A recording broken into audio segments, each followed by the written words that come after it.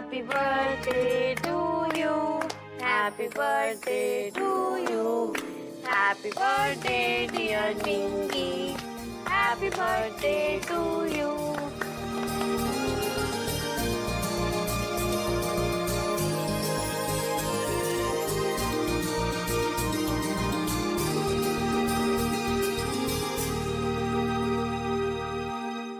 Happy birthday.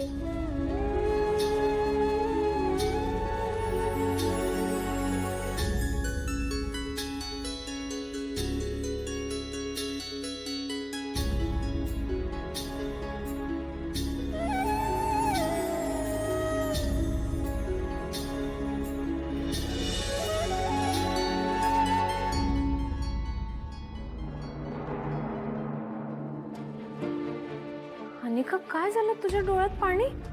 तुमची friendship बघून मला इमोशनल व्हायला झालंय.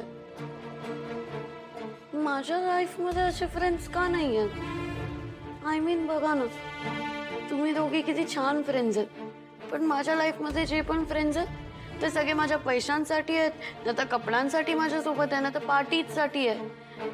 त्यांनी कधी रिअल फ्रेंडशिप माझ्यासोबत केलीच नाही. त्यांना पण ब्लेम नाही करू शकत, चूक माझी पण आहे.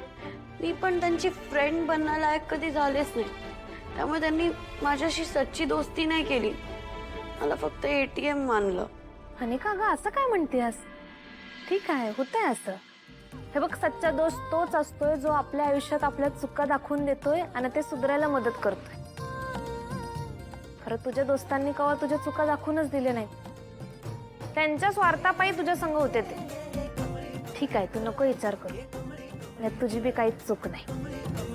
आता आम्ही आहे की नाही, आम्ही बी तुझ्या बेस्ट दोस्त आहे बघ. आता आपण तिघी एकत्र राहायचं, कधी बी एकमेकींना सोडायचं नाही.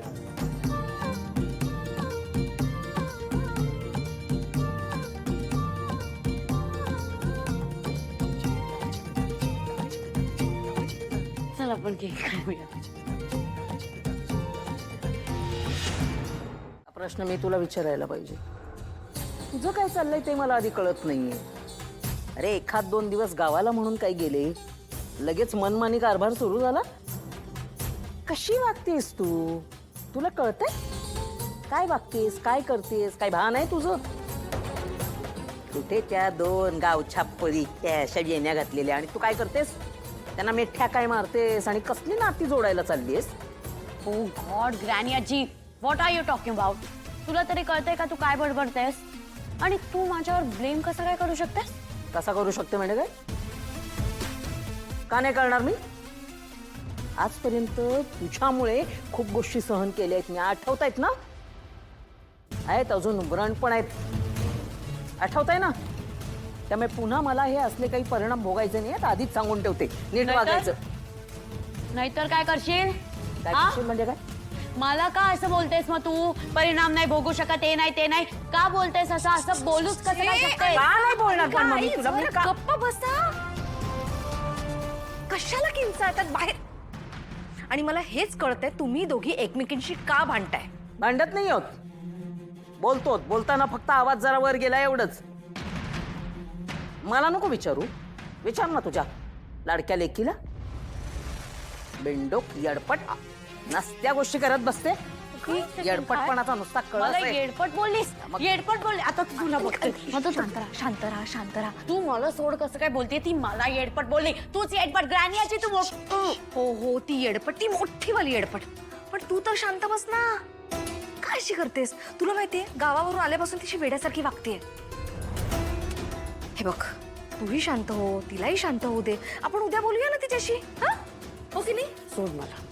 कशी करतो? नाही करायचं नाही. ऐक, मी तुला बोलले ना, मी बोलते तिच्याशी, पण तुला एक रिक्वेस्ट आहे, प्लीज. ती रात्री झोपली तर तिच्या चेहऱ्यावरशी उशी दाबू नकोस, please. Mom, get out of my room.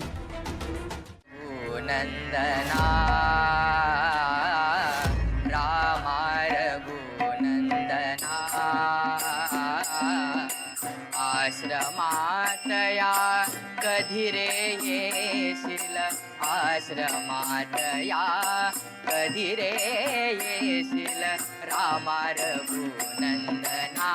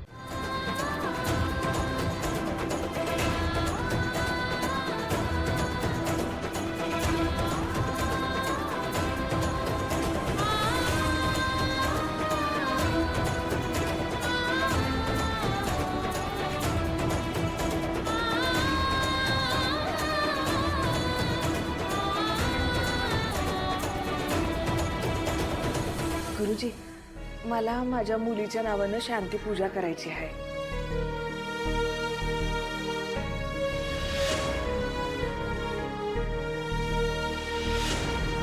ताई, हा नारळ पूजेला चालणार नाही.